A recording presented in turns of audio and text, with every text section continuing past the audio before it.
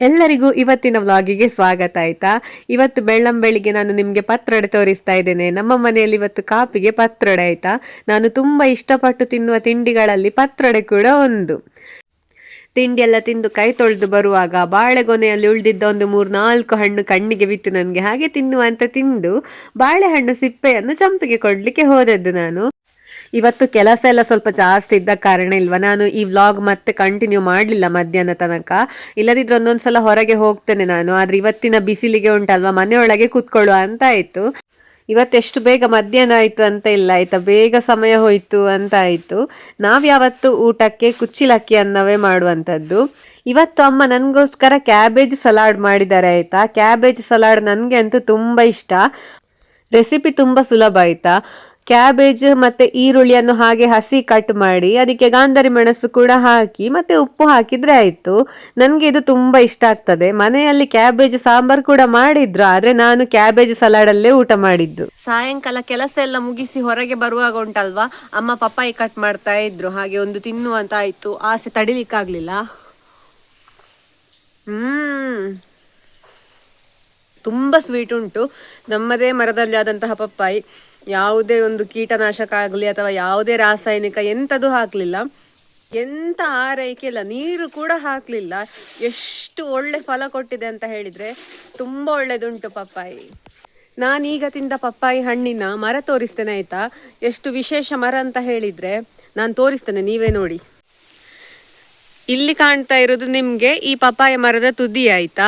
ಇಲ್ಲಿಂದ ಹೀಗೆ ಹೀಗೆ ಹೀಗೆ ಹೀಗೆ ಬಂದು ಹೀಗೆ ಆಗಿ ಅಲ್ಲಿಗೆ ಹೋಗಿ ಅಲ್ಲಿಂದ ಮತ್ತೆ ಇನ್ನೊಂದು ಗೆಲ್ಲು ಹೋಗಿದೆ, ಪುನಃ ಹೀಗೆ ಬಂದು ಹೀಗೆ ಹೀಗೆ ಹೀಗೆ ಹೀಗೆ ಹೀಗೆ ಬಂದು ಇಲ್ಲಿ ಮರ ಇರುವುದು. ತೆಂಗಿನ ಮರದ ಅಷ್ಟು ದಪ್ಪ ಉಂಟು ಮರ. ಅದರಿಂದ ಕೂಡ 3 ರೀತಿಯ ಈ ರೀತಿ ಗೆಲ್ಲು ಹೋಗಿದೆ.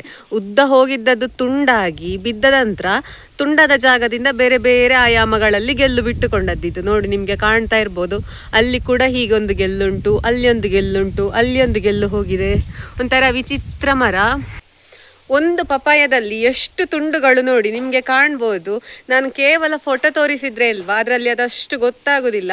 ನನ್ನ ಮುಖದ ಹತ್ರ ಹಿಡ್ಕೊಂಡ್ರೆ ನಿಮಗೆ ಗೊತ್ತಾಗ್ಬೋದು ಎಷ್ಟು ತುಂಡುಗಳುಂಟು ಅಂತ. ಕೇವಲ ಒಂದೇ ಪಪ್ಪಾಯ, ಅದು ಯಾವುದೇ ರೀತಿಯ ಹೈಬ್ರಿಡ್ ಅಲ್ಲ, ಎಂತ ಕೂಡ ಅಲ್ಲ ಆಯ್ತಾ. ಇದು ಸಾಮಾನ್ಯ ಪಪ್ಪಾಯ ಗಿಡದಲ್ಲಿ ಬಿಟ್ಟಂತಹ ಇಷ್ಟು ಪಪ್ಪಾಯಗಳು.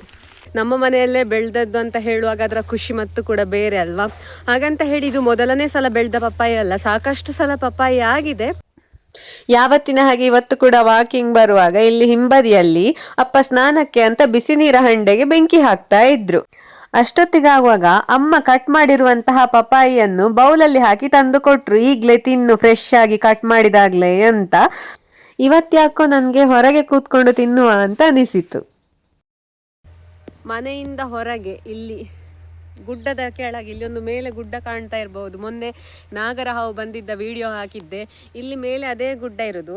ಹಾಗೆ ಇಲ್ಲಿ ಮಾರ್ಗದ ಬದಿ ಆಯ್ತಾ. ಇದು ಒಂಥರ ವಿಶೇಷ ಅನುಭವ. ಪ್ರಕೃತಿಯ ನಡುವಲ್ಲೆಲ್ಲ ಕೂತ್ಕೊಂಡು ತಿನ್ನುವುದೆಲ್ಲ ನನಗೆ ತುಂಬ ಖುಷಿ.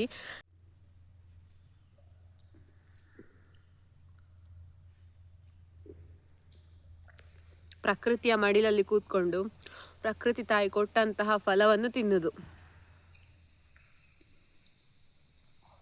ಕೆಲವು ಕಡೆಯಲ್ಲೇ ಎಂತ ಗೊತ್ತುಂಟಾ, ಇಂತಹ ಅನುಭವಕ್ಕೆ ದುಡ್ಡು ಕೊಟ್ಟು ತಿನ್ಬೇಕಾಗ್ತದೆ.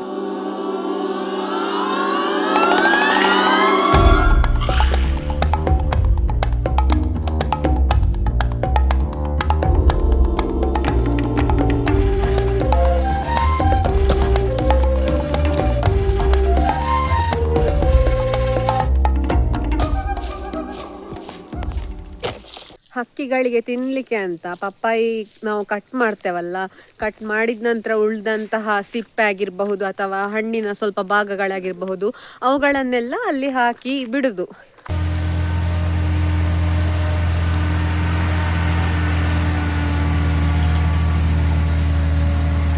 ನಾನೀಗ ಒಂದು ವಾಹನ ತೋರಿಸಿದೆ ಅಲ್ಲ ನಿಮಗೆ, ಯಾವತ್ತು ಇದೇ ಮಾರ್ಗದಲ್ಲಿ ಸಂಚಾರ ಮಾಡೋದು. ಇಲ್ಲಿಂದ ಮೇಲೆ ಹೋಗುದು. ಅಲ್ಲಿ ಮೇಲೆ ಒಂದು ಕೇಂದ್ರ ಸರ್ಕಾರದ ವತಿಯಿಂದ ನೀರಿನ ಟ್ಯಾಂಕ್ ನಿರ್ಮಾಣ ಆಗ್ತಾ ಉಂಟು. ಸುಮಾರು ಆಲ್ಮೋಸ್ಟ್ 1 ವರ್ಷ ಆಗ್ತಾ ಬಂತು. ಇನ್ನು ಕೂಡ ಅದರ ಅರ್ಧದಷ್ಟು ಕೆಲಸ ಕೂಡ ಆಗಲಿಲ್ಲ. ಪ್ರತಿದಿನ ಈ ರೀತಿ ವಾಹನಗಳು ಸಂಚಾರ ಆಗ್ತಾನೆ ಇರ್ತದೆ. ಈ ರೀತಿ ವಾಹನ ಸಂಚಾರ ಮಾಡೋದ್ರಿಂದಾಗ್ಲಿ ಅಥವಾ ಟ್ಯಾಂಕ್ ನಿರ್ಮಾಣ ಮಾಡೋದ್ರಿಂದಾಗಿ ಸಮಸ್ಯೆ ಅಂತ ಏನು ಹೇಳುದಲ್ಲ, ಆದರೆ ಅವರು ನಮಗೆ ಕೂಡ ಒಂದು ಸರಿಯಾದ ವ್ಯವಸ್ಥೆ ಮಾಡಬೇಕು. ಎಂತ ಹೇಳಿದ್ರೆ, ಈ ಮಾರ್ಗ ಕಾಂಕ್ರೀಟೀಕರಣ ಆಗಲಿಲ್ಲ, ಕೇವಲ ನಮ್ಮ ಮಣ್ಣಿನ ಮಾರ್ಗ ಹೇಗೆ ಕಾಣ್ತದೆ ಅಲ್ಲಿ ಕೂಡ ಅದೇ ರೀತಿ ಮಾರ್ಗ ಇರೋದು. ನಾವೇ ಮಾಡಿರುವಂಥದ್ದು, ಅಂದರೆ ಮುಖ್ಯ ರಸ್ತೆ ಅಂತ ಹೇಳಿದರೆ ನಮ್ಮ ಹಳ್ಳಿಯ ಮುಖ್ಯ ರಸ್ತೆ ಅದು. ಅಲ್ಲಿಂದ ಮತ್ತೆ ಇಲ್ಲಿಗೆ ಬರಬೇಕಾದ್ರೆ ನಾವೇ ಮಾರ್ಗ ನಿರ್ಮಾಣ ಮಾಡಿರುವಂಥದ್ದು, ತಂದೆಯೇ ಖರ್ಚು ಹಾಕಿ ಎಲ್ಲ ಮಾಡಿದ್ದು ಮಾರ್ಗ. ಹಾಗೆ ಸುಮಾರೊಂದು 10 ವರ್ಷ ಆಯಿತಾ ಏನೋ ಗೊತ್ತಿಲ್ಲ. ಆದರೆ ಈ ಮಾರ್ಗ ವ್ಯವಸ್ಥೆ ಮಾಡಿದ ನಂತರ ಈ ರೀತಿ ಟ್ಯಾಂಕ್ ಎಲ್ಲ ಬರ್ತಾ ಉಂಟಲ್ಲ, ಅವರು ಅದಕ್ಕೆ ಎಂಥ ವ್ಯವಸ್ಥೆ ಕೂಡ ಮಾಡಲಿಲ್ಲ.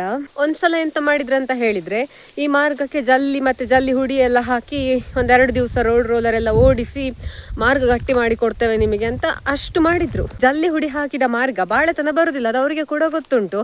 ಅವರು ರೋಡ್ ರೋಲರ್ ಎಲ್ಲ ಓಡಿಸಿ ಅಷ್ಟು ಚಂದ ಮಾಡಿದ ಅದೇ ದಿನ ಇಲ್ವಾ ಜೋರು ಮಳೆ ಬಂದು ಇಡೀ ಮಾರ್ಗ ಕೊಚ್ಚಿಕೊಂಡು ಹೋಗಿದೆ.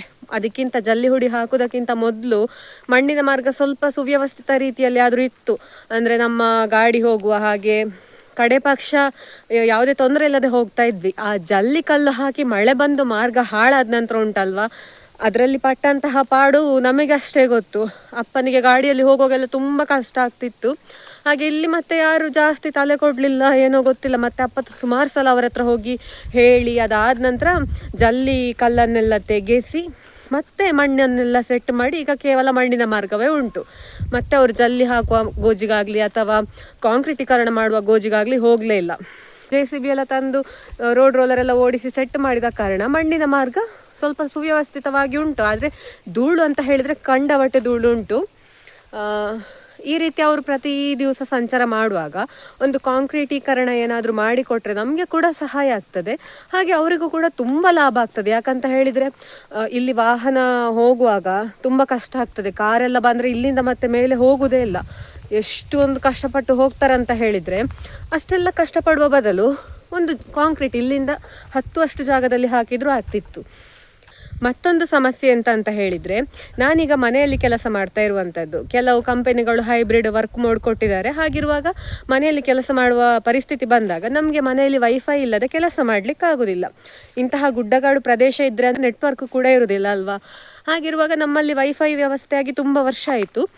ನನ್ನ ಅಕ್ಕ ಕೂಡ ಕೆಲಸ ಮಾಡ್ತಿರುವಾಗಲೇ ಆ ವೈಫೈ ಇಲ್ಲಿತ್ತು. ವೈಫೈ ಕನೆಕ್ಷನ್ ಕೂಡ ನಮ್ಮ ಈ ಒಂದು ಹಳ್ಳಿಗೆ ಇಲ್ವಾ, ಮೊದಲು ತರಿಸಿದೆ ನಾವಂತ ಹೇಳಿದರೆ ಅಪ್ಪ ಹಾಕಿಸಿದ್ದು ಮಕ್ಕಳಿಗೆ ಕೆಲಸ ಮಾಡಲಿಕ್ಕೆ ಬೇಕಾಗ್ತದೆ ಅಂತ. ಹಾಗೆ ಇಲ್ಲಿಗೆ ತಂದು ವೈಫೈ ಎಲ್ಲ ತಂದ ಮತ್ತು ಇಲ್ಲಿಂದ ಸಾಕಷ್ಟು ಮನೆಗಳಿಗೆ ಸಹಾಯ ಕೂಡ ಆಗಿದೆ. ಅದು ಸುಮಾರು 20,000ಕ್ಕಿಂತಲೂ ಜಾಸ್ತಿ ಖರ್ಚು ಹಾಕಿ ಮಾಡಿದ್ರು ಅಪ್ಪ. ಆದರೆ ಈಗ ಸಮಸ್ಯೆ ಎಂತಾಗಿದೆ ಅಂತ ಹೇಳಿದರೆ, ನಾನು ತೋರಿಸಿದೆ ಅಲ್ವಾ ದೊಡ್ಡ ವಾಹನ, ಅದು ಬರುವಾಗ ಪ್ರತಿ ಬಾರಿ ಆ ವೈಫೈ ವೈರನ್ನು ಕಟ್ ಮಾಡಿಕೊಂಡು ಬರೋದು. ಒಂದು 3-4 ಸಲ ಆಯ್ತಾ ವೈಫೈ ವೈರನ್ನು ಕಟ್ ಮಾಡಿಕೊಂಡು ಬರೋದು. ಎಷ್ಟು ಸಲ ಹೇಳಿದರೂ ಕೂಡ ಇಲ್ವಾ, ಅವರಿಗೆ ಒಂದು ಜಾಗೃತಿ ಇಲ್ವಾ ಏನೋ ಗೊತ್ತಿಲ್ಲ. ಪಾಪ ನಮ್ಮ ಒಂದು ಸರ್ವಿಸ್ ಅವರು, ವೈಫೈ ಸರ್ವಿಸ್ ಅವರು, ಪುಣ್ಯಕ್ಕೆ ನಾವು ಕರೆದಾಗ ಅದೇ ದಿವಸ ಬಂದು ಹಾಕಿ ಕೊಡ್ತಾರೆ. ಒಂದು ಸಲ ಏನೋ ಒಂದು ಇಡೀ ದಿನ ಬರದೆ ನೆಕ್ಸ್ಟ್ ದಿವಸ ಬಂದಿದ್ರು. ಆದರೆ ಪುಣ್ಯಕ್ಕೆ ನಾವು ಕರೆದಾಗೆಲ್ಲ ಬಂದು ಹಾಕಿ ಕೊಟ್ಟಿದ್ದಾರೆ. ನಾನೀಗ ತೋರಿಸಿದಂತಹ ವಾಹನಗಳು ಬರುವಾಗ ಸುಮಾರು ಸಲ ಕೇಬಲ್ ಇದ್ದು ವೈರು ತುಂಡಾಗಿದೆ. ಹಾಗೆ ಮತ್ತೊಂದು ಸಲ ಎಂತಾಗಿದೆ ಅಂತ ಹೇಳಿದರೆ, ಇಲ್ಲಿ ಮಾರ್ಗ ಮಾಡಿದ್ರು ಅಂತ ಹೇಳಿದೆ ಅಲ್ವ, ಅಂದರೆ ಜಲ್ಲಿ ಹುಡಿ ಹಾಕಿ ರೋಡ್ ರೋಲರ್ ಓಡಿಸಿದ ಸಮಯದಲ್ಲಿ JCB ಕೆಲಸ ಮಾಡ್ತಾ ಮಾಡ್ತಾ ವಯರನ್ನು ಕೂಡ ತುಂಡು ಮಾಡಿ ಹಾಕಿದೆ. ಎಂಥ ಒಂದು ಬೇಜವಾಬ್ದಾರಿಯೋ ನನಗೆ ಗೊತ್ತಿಲ್ಲ ಆಯಿತಾ. ಆ ದಿವಸ ಅಂತೂ ಅಪ್ಪ ಹೋಗಿ ಅವರ ಕೆಲಸ ನಿಲ್ಲಿಸಿ ಅವರಿಗೆ ಬೈದು ಕೇಬಲ್ ಇದ್ದು ವಯರ್ ಹಾಕಿಸಿ ಕೊಡದಿದ್ರೆ ಇಲ್ಲಿ ಕೆಲಸ ಮಾಡುವ ಹಾಗಿಲ್ಲ ಅಂತ ಹೇಳಿ ಮತ್ತೆ ಅವರನ್ನು ಕರೆಸಿ ಹಾಗೆಲ್ಲ ಸುಮಾರಾಗಿದೆ. ಆದರೆ ಇಲ್ಲಿ ಎಂತ ಅಂತ ಹೇಳಿದರೆ, ಈ ಥರ ಎಲ್ಲ ಆದರೆ ತಲೆ ಕೊಡುವವರು ನಾವೇ. ಯಾಕಂತ ಹೇಳಿದರೆ ಕೇಬಲ್ ವಯರ್ಗೆ ಇಲ್ಲಿ ಹೆಚ್ಚಿನ ಮನೆಗಳಿಗೆ ಹೋದದ್ದು ಟಿವಿಗೆ ಮಾತ್ರ, ಕೆಲಸ ಮಾಡಲಿಕ್ಕೆ ನಮಗೆ ಮಾತ್ರ ಇರುವಂಥದ್ದು. ಹಾಗಿರುವಾಗ ಅವರಿಗೆ 1-2 ದಿವಸ ಟಿವಿ ಇಲ್ಲದಿದ್ದರೂ ನಡೀತದೆ. ಆದರೆ ನನಗೆ ಅರ್ಧ ಗಂಟೆ ವೈಫೈ ಇಲ್ಲ ಅಂತ ಹೇಳಿದರೆ ಆ ಕಷ್ಟ ಎಂತ ಅಂತ ಹೇಳೋದು ನಮ್ಮ ಮನೆಯವರಿಗೆ ಮಾತ್ರ ಗೊತ್ತಿರೋದು.